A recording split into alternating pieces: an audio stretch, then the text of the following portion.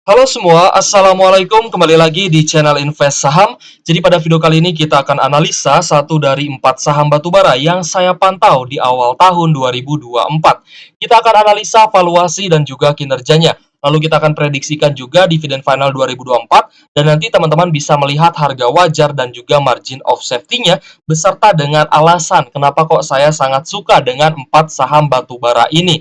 Nah, jadi akan ada sekitar 4 video ya yang akan kita analisakan buat teman-teman yang 4 saham batubara. Kita akan bahas satu persatu.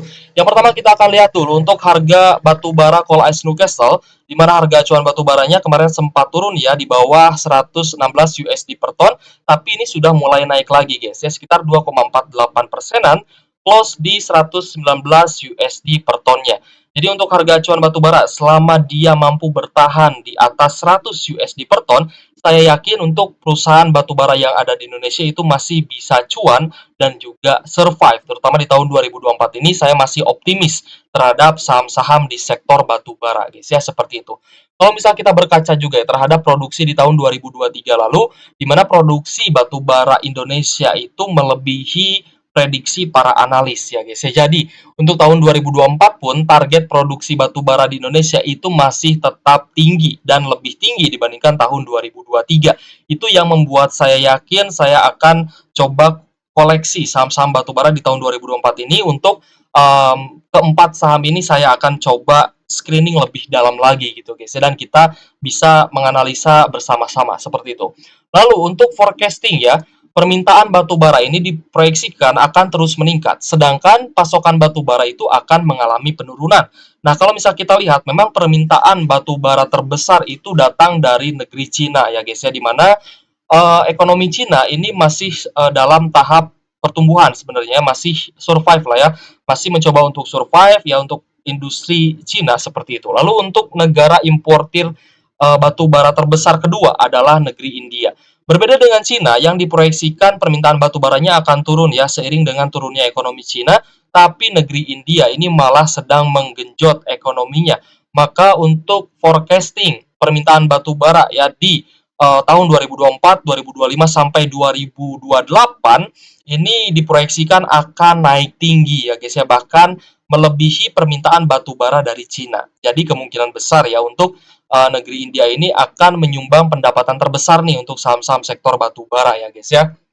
Lalu untuk pasokan batu bara termal, teman-teman juga bisa lihat di sini, di mana Indonesia ini masih menjadi ya eksportir batu bara terbesar, masih berada di atas Australia seperti itu ya. Pasokan batu bara Indonesia ini masih sangat banyak gitu guys ya, dan banyak sekali saham-saham di Indonesia juga yang rutin membagikan dividen ya. Ibaratnya tidak pelit lah ya membagikan pendapatannya dalam bentuk dividen kepada para investornya seperti itu. Nah, lalu ada selentingan juga di mana pertambangan Australia ini sudah mulai bleeding dengan turunnya harga acuan batu bara ya. Maksudnya bleeding di sini adalah sulit untuk survive ya untuk tambang-tambang yang ada di Australia seperti itu. Ini baru isu. Nah, mungkin teman-teman nanti bisa ulik lagi ya bagaimana sih pertambangan Australia, apakah bisa menyaingi tambang batu bara Indonesia atau tidak seperti itu. Tapi saya yakin Indonesia ini masih akan bullish ya untuk saham-sahamnya di sektor batu bara seperti itu. Jadi saham pertama yang akan kita bahas dan memang saya pantau terus yaitu adalah saham ABMM atau PT ABM Investama Tbk. Ini adalah perusahaan energi terintegritas ya yang melakukan investasi strategis di sektor terkait pertambangan dan juga energi. Bisnisnya mencakup sumber daya, jasa dan juga infrastruktur di bidang pertambangan. Utamanya adalah tambang batu bara seperti itu guys ya. Lalu kita lihat perusahaan ini didirikan pada tanggal 1 Juni 2006, masuk dalam perindustrian ya, tapi sejatinya ABM Investama ini adalah perusahaan holding multisektor seperti itu guys. Jadi ABM Investama ini memiliki banyak sekali anak usaha ya, teman-teman bisa lihat di sini ini banyak sekali anak usahanya, tapi memang terfokus terhadap pertambangan dan juga jasa di sektor batubara seperti itu. Tanggal IPO-nya di 6 Desember 2011, masuk ke dalam papan utama dengan kapitalisasi market 9,33 triliun. Untuk komposisi pemegang sahamnya ada PT Tiara Marga Trakindo memegang 53%, lalu ada Vale Verde PT Limited memegang 25,5%, dan komposisi pemegang masyarakat adalah 20%-an guys ya. Nah, kita akan lihat juga untuk kontribusi pendapatan ya dari kontrak dengan pelanggan, di mana 40%-nya ini didapatkan dari tambang batu bara, lalu 33% dari kontraktor tambang, 13% dari penjualan bahan bakar, lalu 9%-nya dari logistik terintegrasi, dan 5%-nya dari jasa rekayasa dan juga manufaktur. Sedangkan dari kontribusi EBITDA, 64%-nya memang didapatkan dari pertambangan batu bara. Seperti itu guys ya. Kita lanjut melihat harga sahamnya di 1 tahun terakhir. ABM Investama ini memang dia sangat volatil ya guys ya. Sangat berfluktuatif karena jumlah saham beredarnya itu sebenarnya tidak terlalu besar gitu. Jadi sebenarnya ABM Investama ini dia mudah turun mudah naik gitu guys ya, teman-teman bisa lihat aja di sini dia sangat volatil ya, tapi masih ada kenaikan sebesar 14,14% buat teman-teman yang masih hold di 1 tahun terakhir. Kita lanjut ya melihat valuasi dan juga kinerja saham ABM Investama. Secara valuasi, ABMM ini memiliki PE ratio 2 kali dan PBV-nya di angka 0,86 kali. Nah, kalau misalkan teman-teman melihat gitu guys ya, dari sisi PER, dari sisi PBV ini sangat-sangat menarik. Ya, apalagi Bapak Lo Keng Hong masuk kan di saham ABM Investama ini, beliau berinvestasi di saham ABMM. Nah, jadi kemungkinan besar beliau melihat dari sisi PE ratio-nya ini sangat menarik ya. 2 tahun balik modal, siapa sih yang nggak mau gitu guys ya, 2 tahun balik modal dari investasi saham seperti itu. Apalagi ada potensi ABM Investama ini bisa bagi dividen besar ya guys. Nanti kita bahas lah ya untuk prediksi dividennya di video kali ini ya. Untuk PBV-nya juga masih murah ya di sekitar 0,86 kali ya guys ya. Kita akan lihat dari sisi net income atau laba bersih saham ABM Investama. Berbeda dengan saham batubara lainnya, di mana ABMM ya ini malah diproyeksikan akan mengalami kenaikan dari sisi revenue dan juga net income-nya. Kita lihat dari sisi net income, di mana ABM Investama ini malah mengalami kenaikan dari 4,2 triliun menjadi 4,6 triliun. Teman-teman bandingkanlah dengan saham batubara lainnya. Misalkan batubara apalah ya bebas misalkan. Teman-teman bandingkan aja. Di mana rata-rata saham batubara lainnya itu malah mengalami penurunan karena harga acuan batubaranya juga turun. Jadi mengalami normalisasi kembali. Sedangkan ABMM ini malah mencatatkan kenaikan pendapatan guys ya. Nah, ya seperti yang tadi kita sebutkan ya, naik dari 4,2 triliun menjadi 4,6 triliun. Kita akan lihat dari sisi rasio keuangannya. Dari sisi cash memiliki 3,5 triliun, total asetnya 35 triliun, total liabilitas 23 triliun, dan total ekuitas ya atau laba berjalannya adalah 10,8 triliun. Nah, mungkin teman-teman menggarisbawahi ya dari sisi liabilitas. Nah, ini hutangnya 2 kali lipat nih di atas ekuitas. Nanti kita bahas juga gitu guys ya di video kali ini. Jadi memang ini juga menjadi concern saya pribadi guys ya, menjadi concern saya juga di mana wah ternyata hutang dari ABM Investama ini cukup besar nih, 2 kali lipat dari total ekuitasnya. Ya berarti di atas 100% ya untuk rasio debt to equity ratio atau DER-nya seperti itu. Nah, tapi nanti kita akan coba ulas gitu guys ya, kenapa kok hutang ABM Investama ini bisa sebesar ini dan apakah AB Investama bisa melunasi hutang-hutangnya, nanti kita bahas juga gitu ya. Kita lihat dulu dari sisi profitabilitas, gross profit marginnya 21,81%, operating profit margin 17,77%, lalu NPM-nya atau net profit margin adalah di angka 10,95%. It's okay guys ya, ini masih sehat lah ya untuk profitabilitasnya, tidak terlalu rendah juga seperti itu. Lalu untuk dividen terakhir yang dibagikan di 22 Mei 2023 lalu itu adalah sebesar 11,80% untuk dividen yield-nya dengan dividen payout ratio sekitar 23-25%. Kalau di RTI bisnis sekitar 25%. Tapi di sekuritas ini 23% gitu guys ya.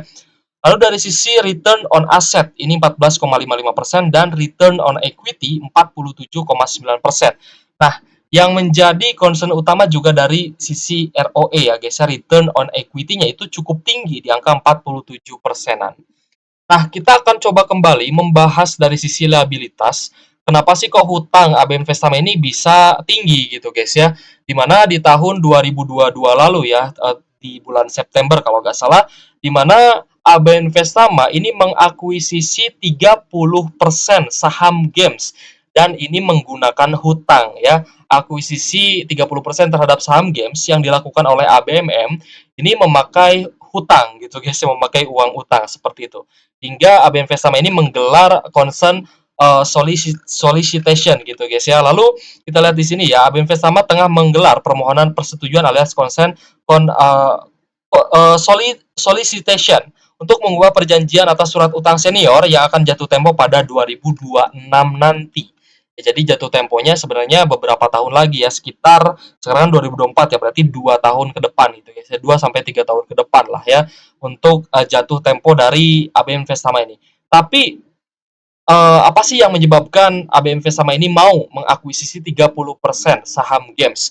Ya karena akan ada sinergi antara AB Investama dengan pertambangan Games, di mana kedua saham ini adalah sama-sama tambang batu bara gitu guys ya.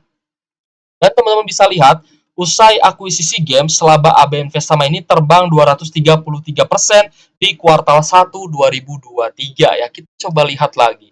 Nah, ini adalah pendapatan kuartal 1 2023 di mana ini naik signifikan guys ya. Tadi kita lihat 233% ya. Naik dari 456 miliar menjadi 1,5 triliun gitu. Jadi AB Investama ini mengakuisisi Games menggunakan hutang agar mendapatkan dividen dari saham Games. Karena Games ini kan rutin bagi dividen. Jadi gini guys, Games ini kan pertambangan batu bara, dia juga rutin bagi dividen.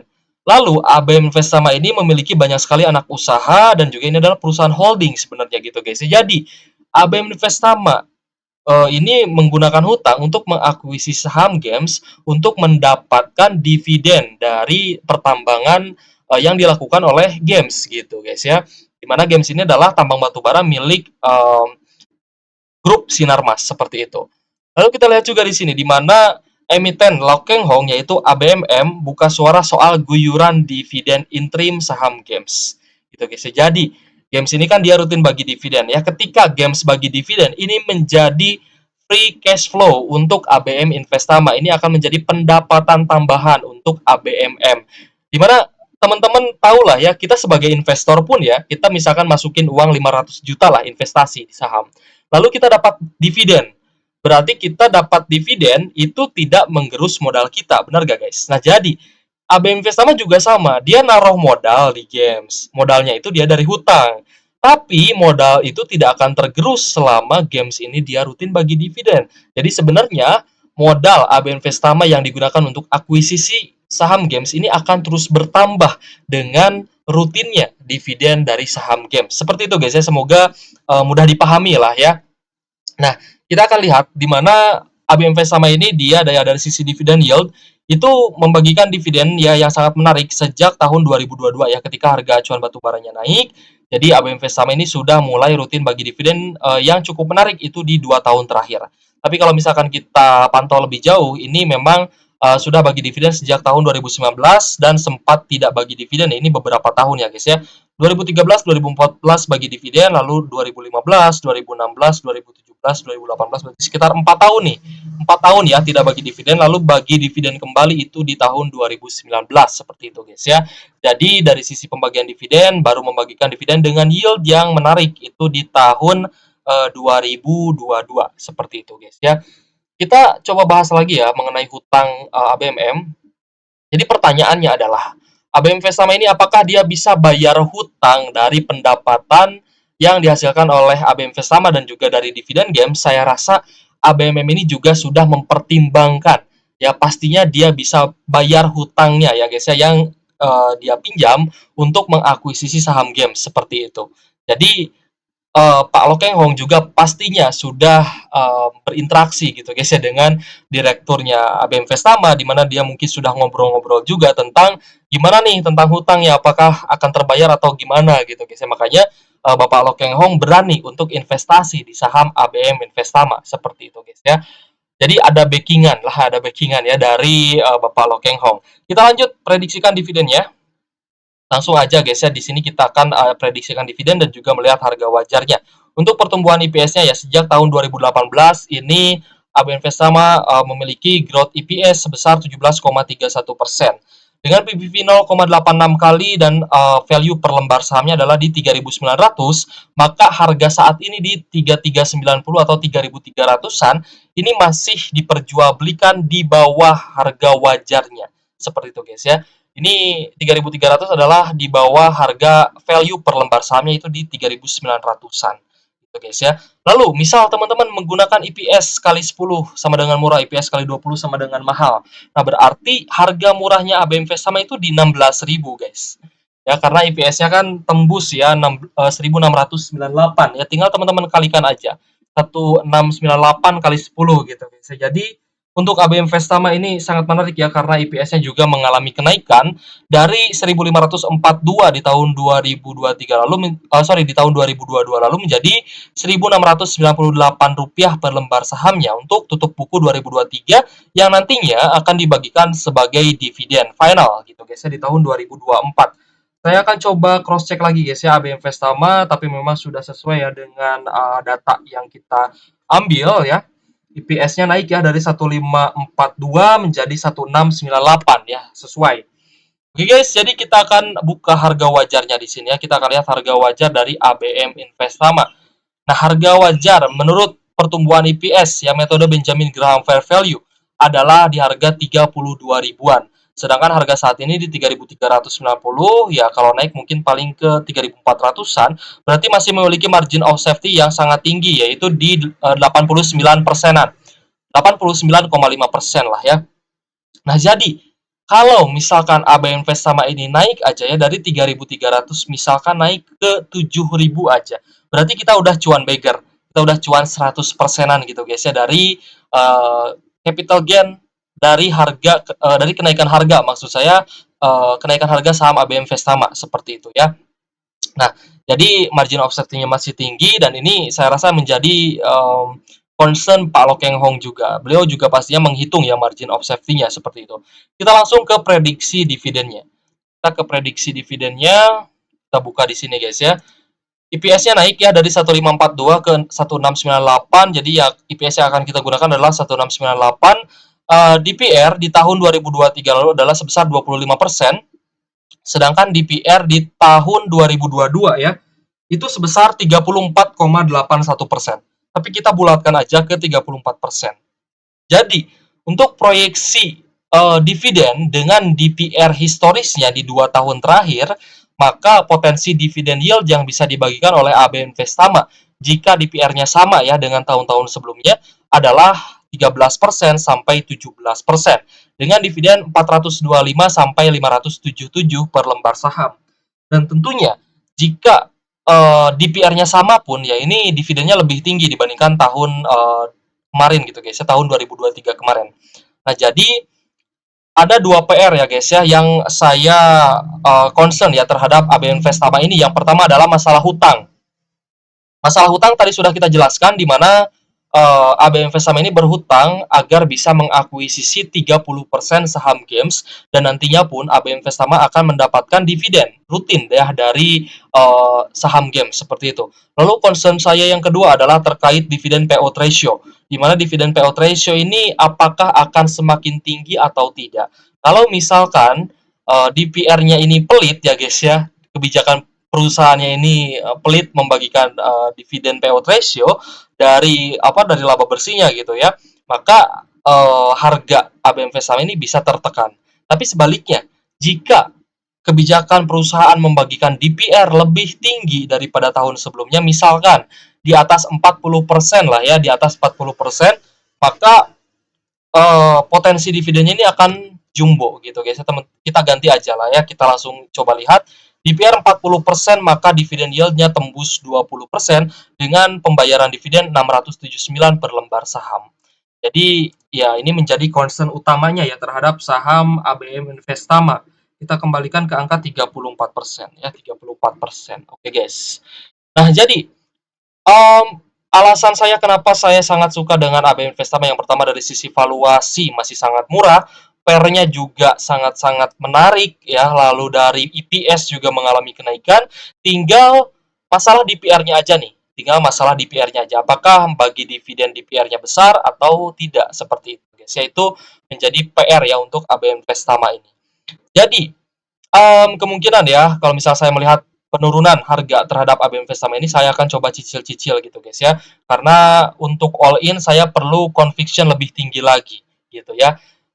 Jadi saya itu ya sebenarnya lebih baik averaging up daripada averaging down. Kalau misalkan memang benar-benar bullish gitu ya, memang benar-benar terakumulasi, saya lebih baik averaging up sebenarnya. Kalau misalkan saya averaging down terus, berarti indikasi bahwa saham itu sebenarnya masih downtrend gitu guys ya. Kecuali saya beli misalkan besoknya naik 2%, saya beli lagi besoknya naik 4%, nah berarti dia sedang menuju bullish dan ini lebih cepat untuk kita menunggu sahamnya terbang seperti itu.